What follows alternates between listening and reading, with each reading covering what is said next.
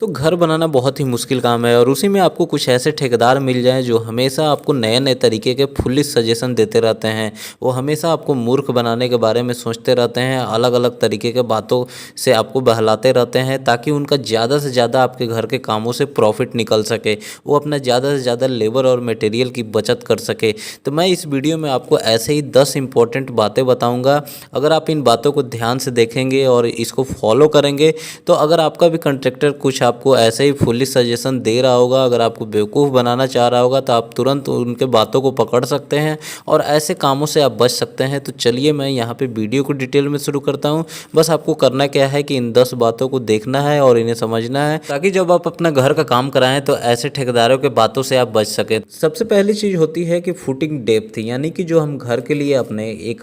जो नक्शा तैयार करवाते हैं अपने आर्किटेक्ट या इंजीनियर से, वो क्या करता है कि वहाँ पे आता है, हमारे मिट्टी जो है वहाँ का उसको जांच करता है, उसका बियरिंग कैपेसिटी वगैरह सब कुछ देखता है। छत, हमें जो मकान बनाना है ऊपर से कितना लोड आ रहा है, वो लोड का कैलकुलेशन वगैरह स्ट्रक्चरल इंजीनियर जो होता है उससे कंसल्ट करके फिर हमारा फुटिंग का डिज़ाइन करता है और वो हमें फुटिंग 5 फीट 6 फीट गहरा बनाने को कहता है। जब हम अपने एक कंट्रैक्टर को ये बात बताते हैं तो कंट्रैक्टर कहता है कि अरे आपका जो इंजीनियर है या आपका जो आर्किटेक्ट है उसको कुछ नहीं पता है, मैं तो यहाँ पे 50 घर बना चुका हूँ, 3 फीट 4 फीट सबका गहराई रखा हूँ, कहीं कुछ नहीं हुआ है बिल्डिंग में आज तक। एक काम कीजिए, आप बेकार का 6 फुट फुटिंग रखेंगे, इसमें आपका सरिया भी बढ़ेगा, आपका कंक्रीट भी बढ़ेगा। वो सिर्फ वहाँ पे अपना अगर विथ मटेरियल आप काम दिए होंगे तो वो 3 फीट 4 फीट रखेगा तो उसका वहाँ पे मटेरियल बचेगा, वहाँ पे उसका लेबर बचेगा। तो अपने मटेरियल और लेबर की बचत करने के लिए आपको ऐसे आइडिया देता है। लेकिन जो एक इंजीनियर है या फिर जो आपका आर्किटेक्ट है वो सब कुछ देखने के बाद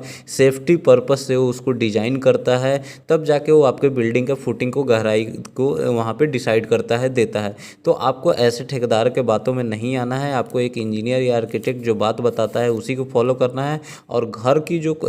फुटिंग की डेप्थ होती है वो आपको कम से कम 5 से 6 फीट देना ही है, ताकि जो घर है बार बार नहीं बनता है। आपको ऐसा नहीं है कि सिर्फ आप 1 मंजिल का घर बना लिया, आगे आप नहीं बनाएंगे। हो सकता है वहाँ पे आप 2 मंजिल 3 मंजिल का घर बनाएं, तो आपके फ्यूचर प्लानिंग के हिसाब से भी सही होती है। अगली चीज़ होती है कि जब फुटिंग का तैयार किया जाता है तो वहाँ पे जब कॉलम उठाया जाता है आपके प्लिंथ बीम यानी फर्श के बराबर के लिए, तो वो कहते क्या हैं कि ये कॉलम तो हम आपका नीचे दब जाना है, ये काम कीजिए, इसको ईंट का वो शटरिंग लगा देते हैं और उसी से उसकी ढलाई कर देते हैं। जब ईंट की शटरिंग वो लगाते हैं तो वो वहाँ पे करते क्या हैं आपको तो समझ में नहीं आता। आप भी सोचते हैं कि आपको ज़्यादा आइडिया नहीं होता है कि चलो कोई बात नहीं, ये कॉलम का जो ये वाला फेस है ये तो सब नीचे चला जाएगा, जो हमारा इसके ऊपर कॉलम है वो हमारा सही होना चाहिए। लेकिन दोस्तों, जो नीचे कॉलम जहाँ से स्टार्ट हो रहा है अगर वही मजबूत नहीं रहेगा, वहीं से अब मान लीजिए आपकी पैर कमज़ोर हो गई और आपका ऊपर का हिस्सा मजबूत होगा तो आप खड़े कैसे हो पाएंगे। तो ये आपको समझना है। वहाँ पे ईंट की शटरिंग जो ठेकेदार लोग लगा देते हैं, अपना पैसा बचत करने का, शटरिंग का पैसा वहाँ पे बचत करते हैं।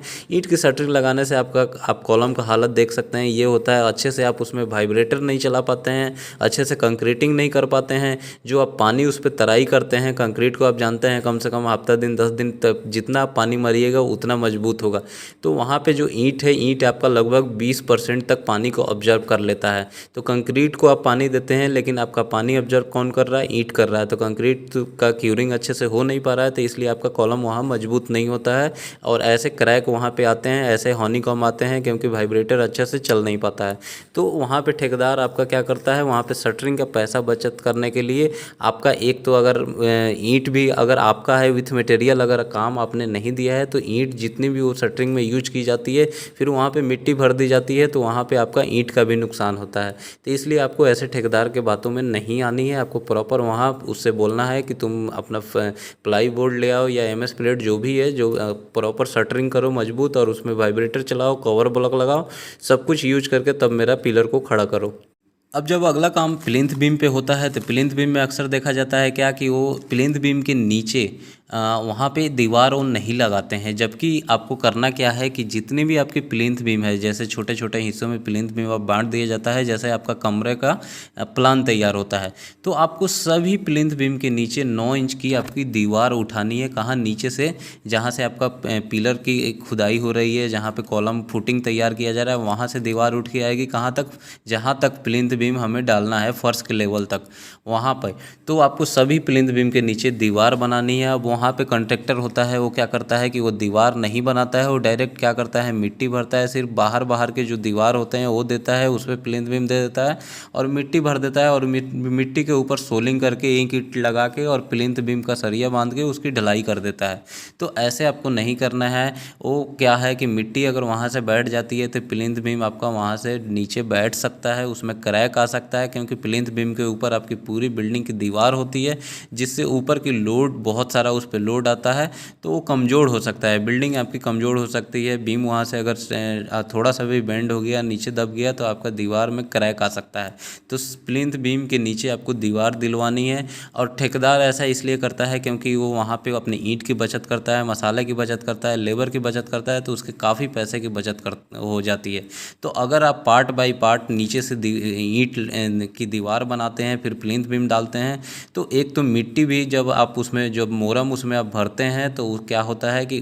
अलग अलग हिस्सों में मिट्टी या मोरम फैल जाता है, तो उतना ही प्रेशर उस पर लगता है, सिर्फ आपके बाहरी दीवारों पर नहीं लगता है। अगर सिर्फ आप बाहरी दीवार बना देते हैं और उसमें मोरम या मिट्टी भरते हैं तो बाहरी दीवारों को मिट्टी प्रेशर बाहर लगाता है तो वो टूट सकती है, जिससे आपका मिट्टी बाद में सेटलमेंट हो सकता है, फर्श आपका बैठ सकता है, जिससे आपका जो टाइल और पत्थर है वो वहाँ पे बैठ सकती है, आपके घर में क्रैक आ सकता है। तो ये बहुत ज़रूरी चीज़ है।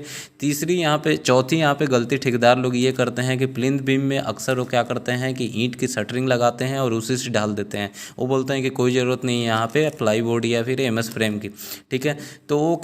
अब इसमें देखिए नुकसान आपका क्या होता है, ईंट जितनी भी ईंट होती है वो ईंट उसी मिट्टी आपका जो भराव होता है भराव में दब जाती है, वो ईंट दोबारा काम नहीं आता है। और दूसरी बात